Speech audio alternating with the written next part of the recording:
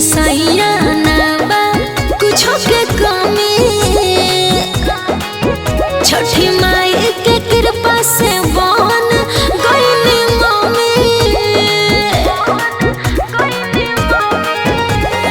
सुनिए सैया ना बा कुछो के कमी, छठी माई के कृपा से बन गईनी मम्मी।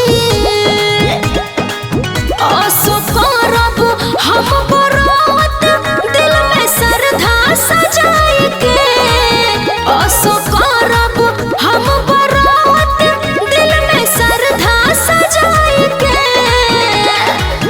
पेन्ही के पियरिया रानी बार के दियरिया, एहू संगही अर्घ देवे के अपना छठी माई से, एहू संगही अर्घ देवे के अपना छठी माई के।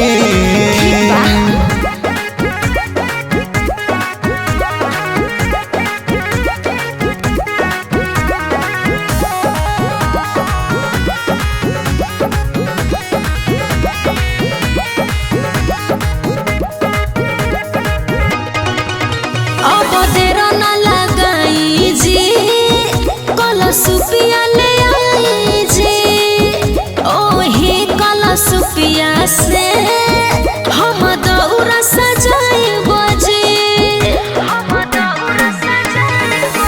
गंगा जी के घटिया पर जाइब हो, हाथे अपना बेदिया सजाइब हो, सही में ओही बेदिया करी हा पुजाई, खुश होई जई है छठी माई। हम सब फलवा ले जाइब दौरा में सजाई के, हम सब फलवा ले जाइब दौरा में सजाई के।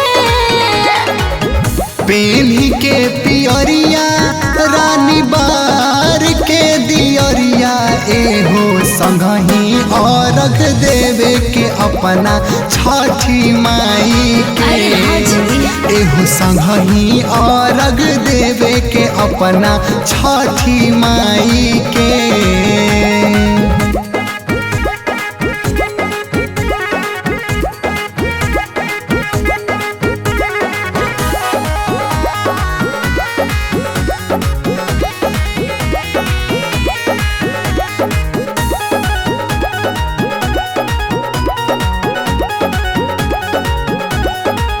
सब घरवा धोआई जी, संगे गेहुआ धोआई जी, पहिला दिन खरना बैठ के धरना दियाई जी।